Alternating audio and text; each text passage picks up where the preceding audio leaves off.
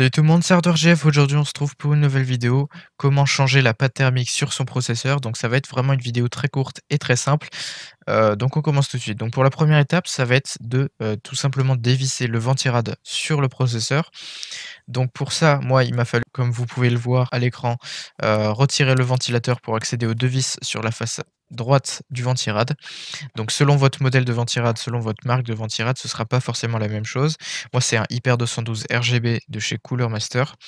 C'est un très bon ventirad d'ailleurs, mais c'est pas ça, le sujet. Donc dévissez-le, au fur et à mesure. Faites pas une vis d'un coup, puis, une autre vis, puis une autre vis. Faites, un petit peu d'une vis, un petit peu d'une autre, enfin voilà, vous avez compris. Donc une fois qu'il est dévissé, il va falloir du coup, bah, donc le retirer du processeur et pour ça, j'ai une petite technique.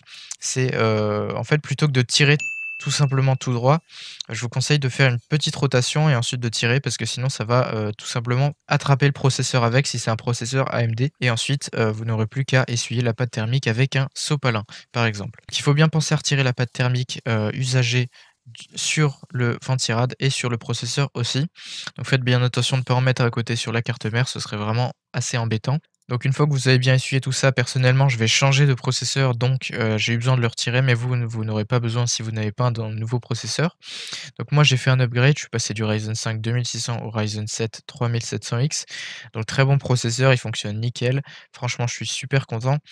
Et donc il m'a fallu donc changer, le processeur et donc ouvrir le socket, mais ce sera pas à faire pour vous si vous voulez pas upgrade. Donc ensuite, donc là j'ai installé le nouveau processeur et j'ai personnellement de la pâte thermique, Thermal Grizzly Cryonaut qui est d'ailleurs une pâte thermique que je vous recommande. Elle est vraiment excellente. Elle est vraiment faite pour de l'overclocking, donc elle est très performante et niveau température, elle résiste quand même pas mal et niveau durabilité, elle est quand même assez, assez longue dans le temps. Donc, ce que j'ai fait, c'est de l'appliquer sur toute la surface du processeur, parce qu'il y a plusieurs techniques. Donc voilà, une fois que je l'ai étalé, j'ai plus qu'à tout simplement, revisser le ventirad. Donc vous, si vous avez votre PC à plat comme moi, la backplate, donc à l'arrière de la carte mère, personnellement pour moi, c'est détaché. Donc il a fallu que j'aille, la chercher et que je la maintienne avec ma main jusqu'à ce que je visse à nouveau le ventirad sur le processeur. Donc faites bien attention à ça se vissera pas si vous n'avez pas la backplate à l'extérieur.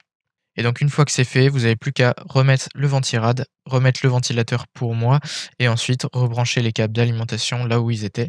Donc faites bien, attention à ça. Voilà, donc c'est tout pour cette vidéo, j'espère vraiment qu'elle vous aura plu. Si c'est le cas, vous pouvez vous abonner, mettre un like, partager cette vidéo, ça me soutiendrait vraiment énormément et je vous dis à la prochaine. À plus pour une nouvelle vidéo. Allez, ciao.